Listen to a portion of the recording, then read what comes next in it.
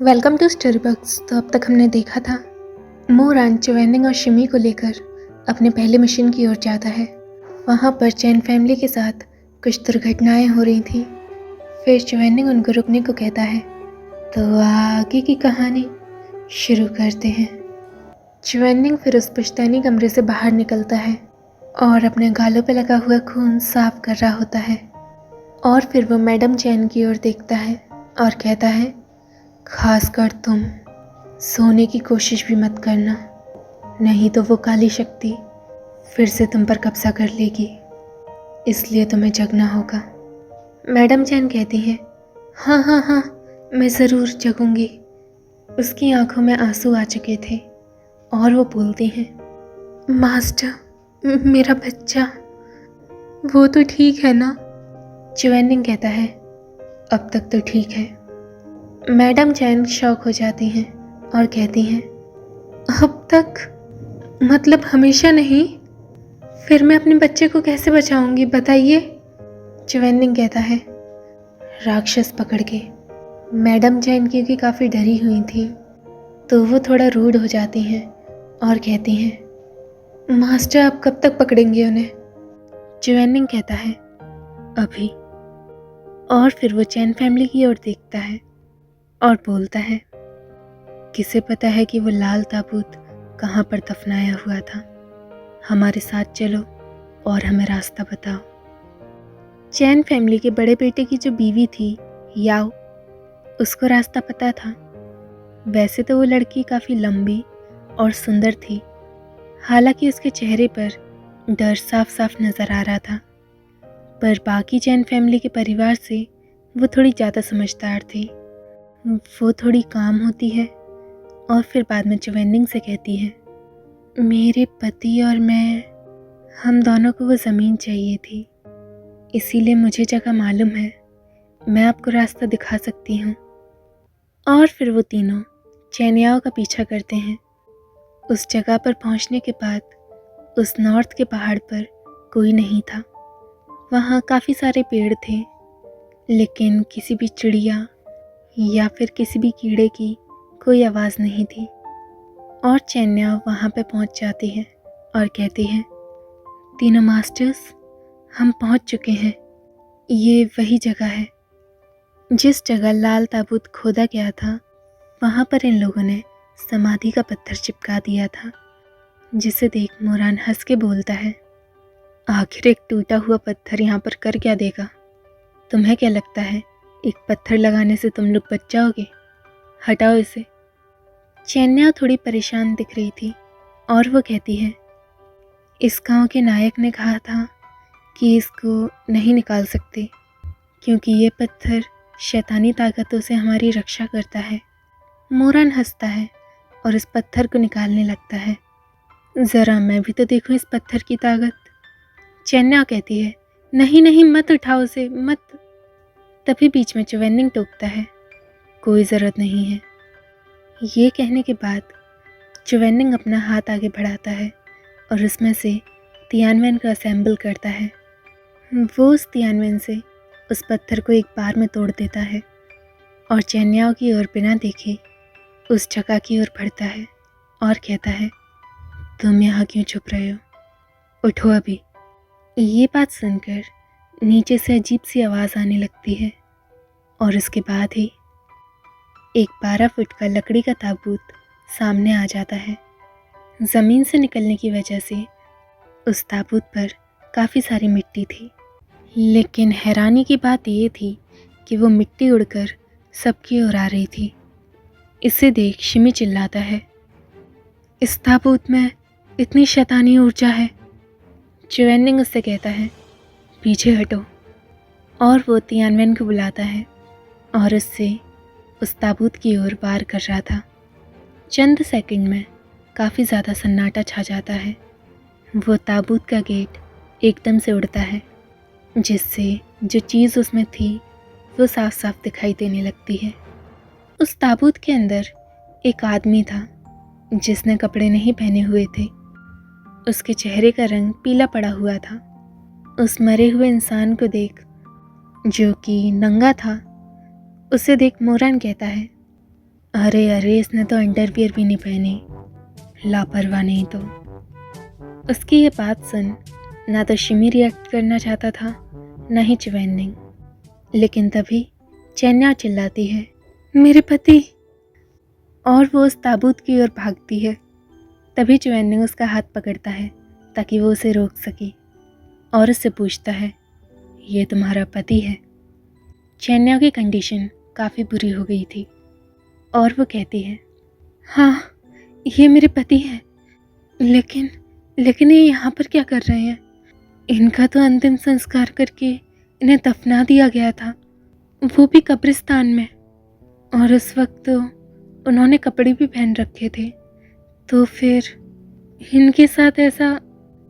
अपनी पूरी बात करने से पहले ही चैन्या रोने लगती है और रोते रोते कह रही थी, ऐसा कैसे हो सकता है? वो मर के भी खुश नहीं है, उनके साथ क्या हो रहा है? मेरे पति। शिमी उसे शांत कराने जाता है, मैडम चैन, हौसला रखिए। वो उसे शांत करा रहा था क्योंकि वो उसका रोना नहीं देख पा रहा था, लेकिन च्वेननिंग और मोरान, उन्हें कोई फ़र्क नहीं पड़ता। वो उसके रोने पर एक भी बार ध्यान नहीं दे रहे थे। च्वेननिंग लोगों को कंफर्ट देने में इतना अच्छा नहीं है और मोरान, उसे ऐसे ही किसी पर कोई दया नहीं आती। वो दोनों के दोनों ताबूत की उस लाश को गौर से देख रहे थे। क्योंकि मोरान अपना पिछला जन्म जी चुका है, तो उसके लिए कोई भी ऐसी चीज़ सरप्राइज़ नहीं थी, लेकिन फिर भी उसे एक्टिंग करनी थी। एक्टिंग के साथ साथ उसे होशियार भी बनना था।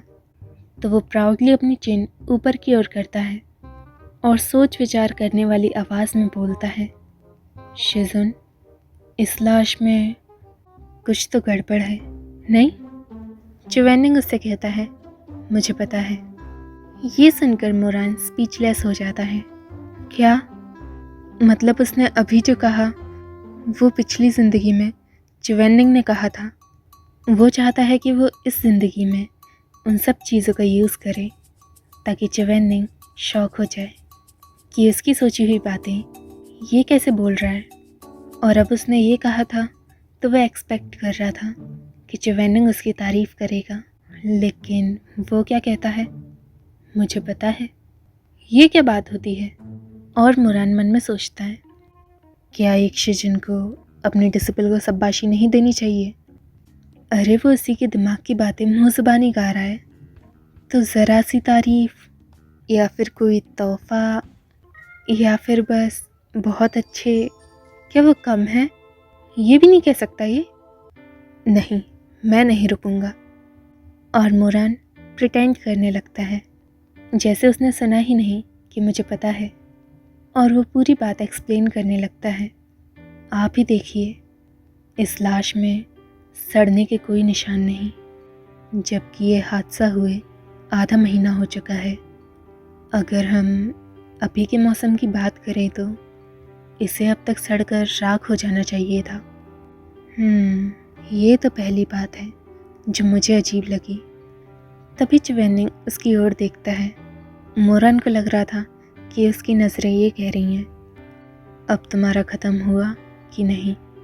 लेकिन मोरान उस पर ध्यान नहीं देता और कहता है, और शिजुन, दूसरी बात जो मुझे अजीब लगी, और वो वही लाइन्स रिपीट करता है जो कि च्वेननिंग ने पिछली ज़िंदगी में कही थी, ताकि वो इस समस्या को सॉल्व कर सके।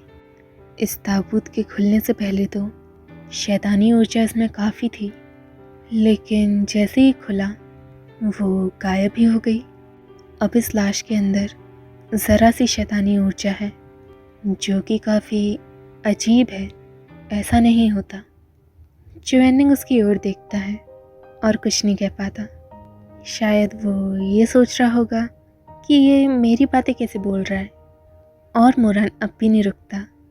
और तीसरी बात शिजुन जो मुझे अजीब लगी, क्या आपने गौर करा था, जैसे ये ताबूत खुला था तो एक मीठी सी खुशबू आई थी।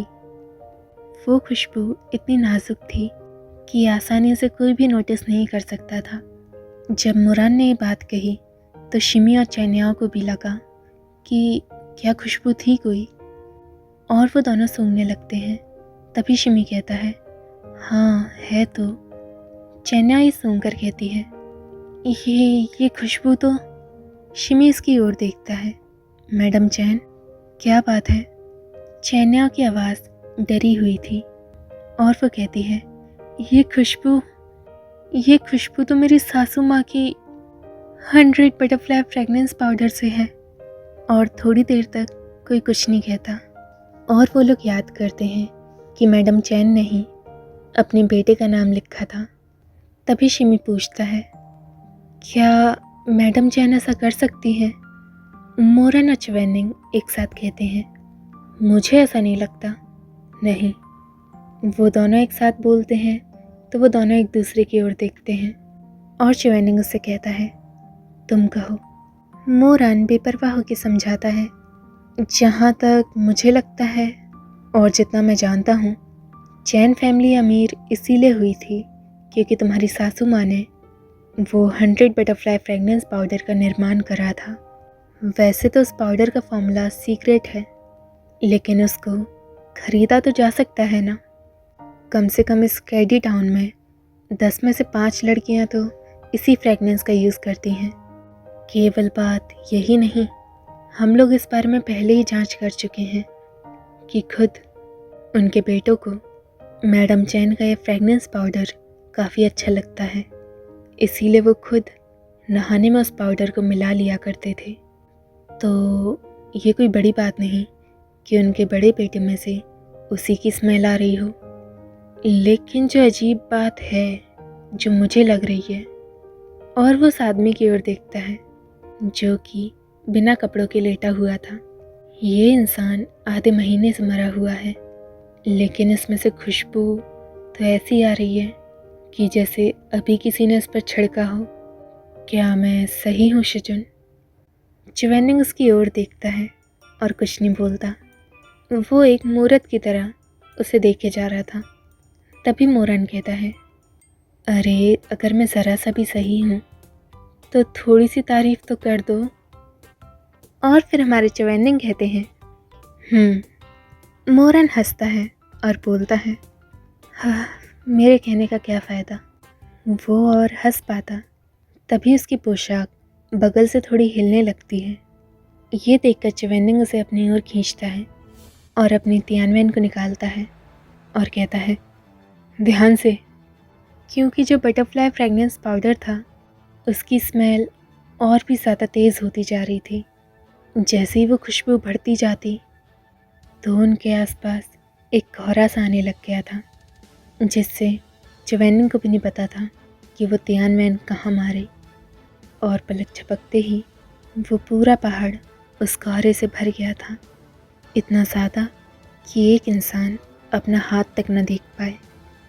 मोरन का दिल घबराता है और तभी सबसे पहले चैन्याओं की आवाज़ आती है जो कि चिल्ला रही होती है, मास्टर मुझे बचाइए।